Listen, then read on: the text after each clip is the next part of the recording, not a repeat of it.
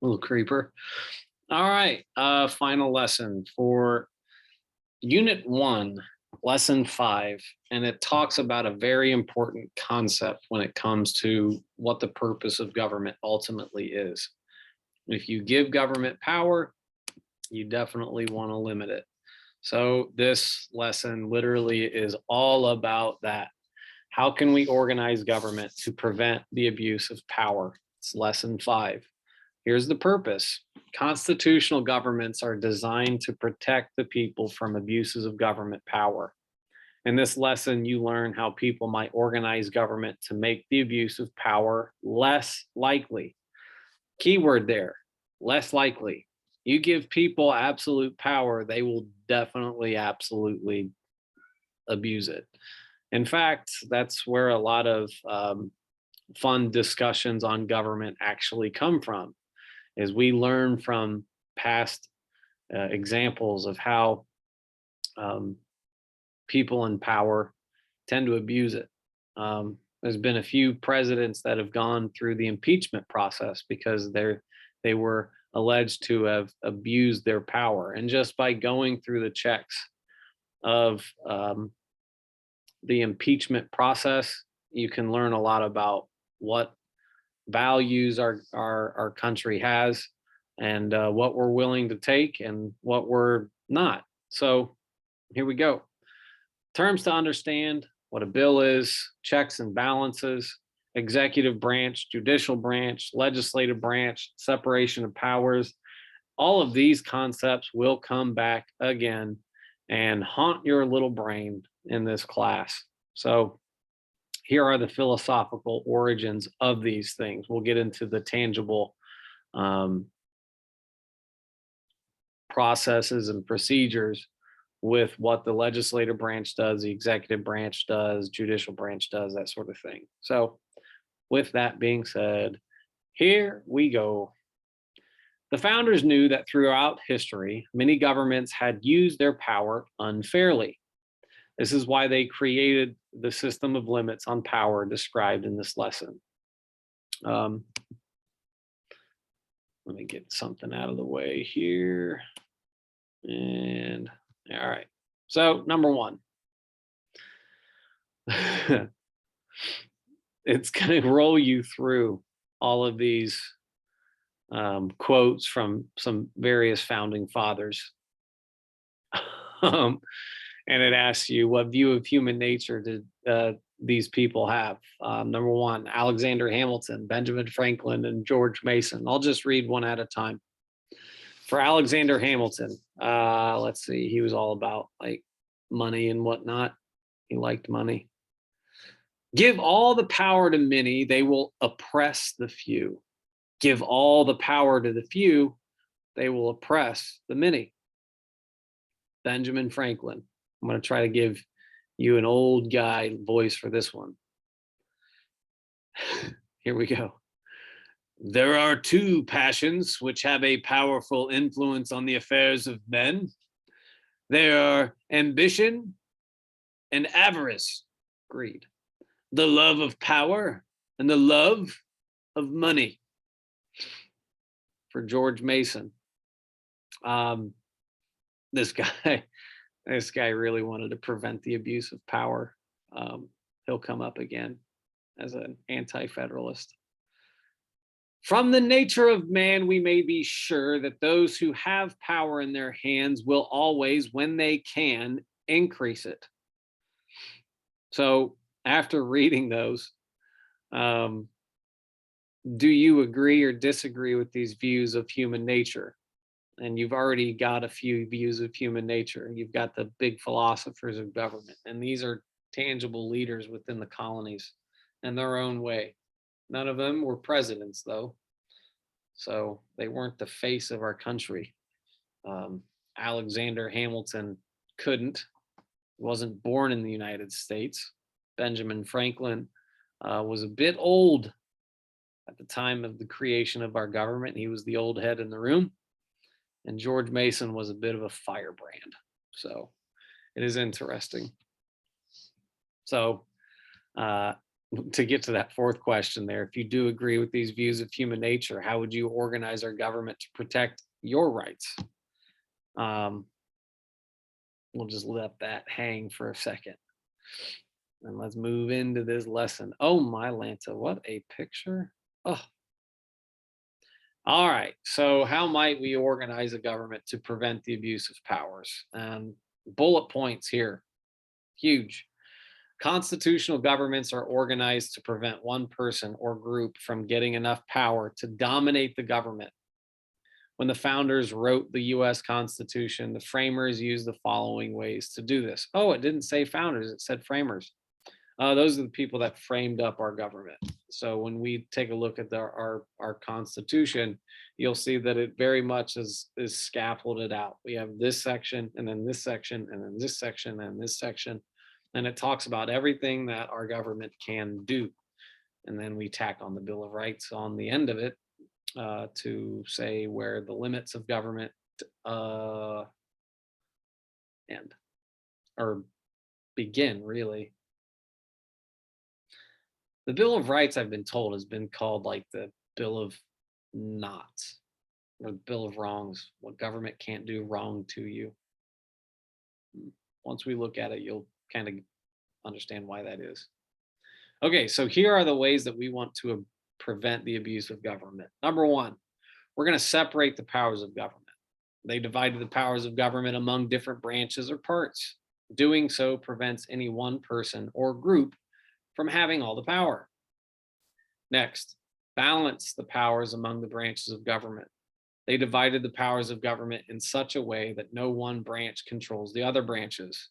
Give each branch methods to check the use of power by the other branches. And again, this class will dip into that. That'll be more of a Unit 3 issue, and 4, if I'm honest, and 5. And because you're a citizen,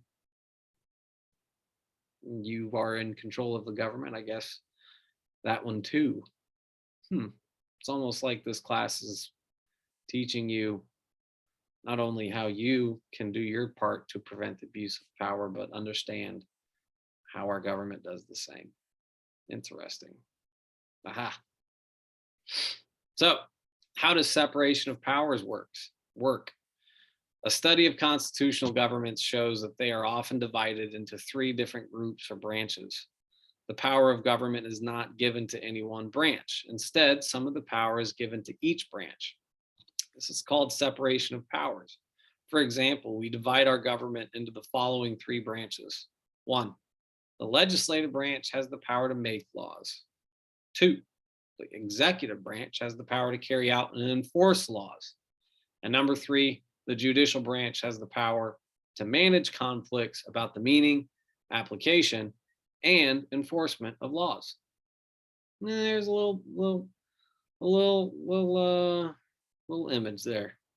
All parts, all equal. Legislative branch makes it, the executive branch enforces it, and the judicial branch sits back and goes, can't do that. No. And the people in the judicial branch are usually legal scholars, lawyers, usually. All right, moving on. This is a short and sweet lesson. How does a system of checks and balances work? Ah, yes, checks and balances. The phrase checks and balances means the powers of the different branches of government are balanced. No one branch has so much power that it can completely dominate the others. Although each branch of government has its own special powers, the powers are checked because some powers are shared with the other branches. According to our Constitution, Congress is the legislative branch. It has the power to make laws. And even the power of Congress is divided into 2 houses, the House of Representatives and the Senate. Each house can check the power of the other by refusing to pass a law proposed by the other house. In addition, our Constitution gives the executive and judicial branches ways to check and control the power of Congress to make laws. For example, I love this. A bill is a proposed law. That's what a bill is. It's a proposed law. When Congress passes a bill, the president must sign it before it can become a law. The president has the right to refuse to sign a bill. It's called veto power. Next, if this happens, the bill cannot become a law unless Congress votes again and passes the bill by a 2/3 majority of both houses. So imagine this. Congress proposes a bill. It passes in both the House and the Senate. And then the president, who might be somebody of another political party, says, I am not signing that into law. I refuse. Well, if Congress thinks the bill is a really good idea, it can go back, vote on it again. And if 2/3 of both houses, so there are 435, do some quick math here. If there are 435 people in the House of Representatives, all you do, those of you that say we don't do math in this class, what you do, you take your 435 and you multiply it by 0.67. That's 2/3. That means 292 people, because there's no 0.45 people. 292 people in the House have to pass it. Say, yes, we need it. Okay. And if there's 100 people in the Senate, 100, multiply that by 0.67, 67 people in the Senate need to okay it. 67 people in the Senate okay it. 292 people in the House okay it. Even though the president says, I don't want to sign it. Well, it's now a law. Now that we have a law, the US Supreme Court can check the power of Congress.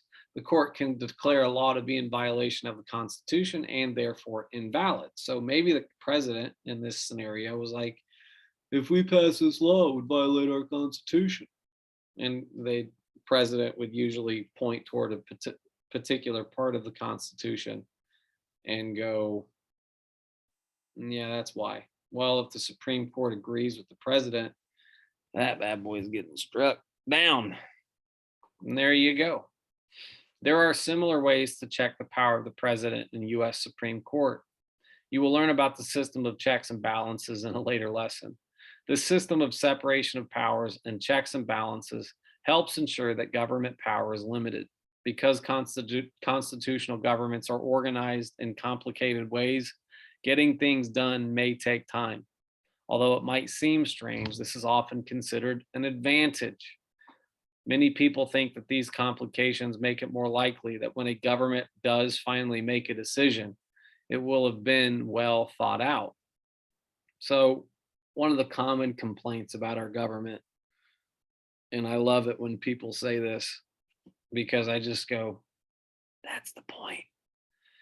Um, People don't like it when our government doesn't do a lot. Like, government should solve this problem. No.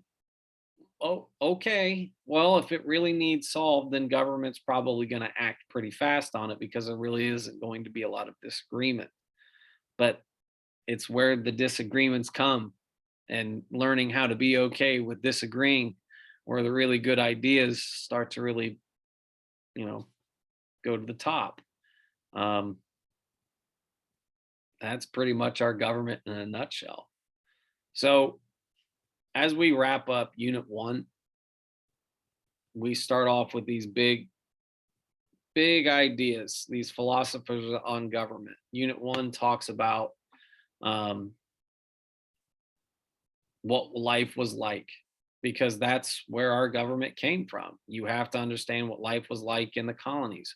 Lesson 2 talked about, um, why do we need government in the first place? Lesson 3 talked about our style of government, that Republican style of government, because citizens don't have all of the time to make the laws. So we elect democratically representatives to make laws for us, hence the term representative democracy. Lesson 4 talked about what a constitution is, and that constitution lays out all of these different parts of our government. And then this lesson here just goes into the philosophy of how we can prevent the abuse of power, because once you give, first off, there's a natural ego thing to anybody who wants to be a leader. They have to want to be a leader. They have to have this belief that, yes, I should be president, or I should be the one in charge. There's an ego thing there. And anybody who has ever felt that power of being a leader, you should probably like reflect on that. Why are you actually a leader? Are you doing it for your self-interest? Clearly. And are you going to act in the common good, for the good of the many, and not just what you think? So again, it's a great little wrap up. Lesson 5 is short and sweet. There really isn't a lot of nitty gritty details, because so much of this stuff is going to be covered in later lessons, that this just lays the foundation. We separate the powers of government and we balance the powers out amongst the different branches. That's it. And that's it for this video, short and sweet. So let's get these notes done. Let's have a good understanding about the philosophy and purpose of our government, where it comes from, and more importantly, where it's going. As we move into Unit 2, that's a big history lesson on how our government actually got started. So see you later.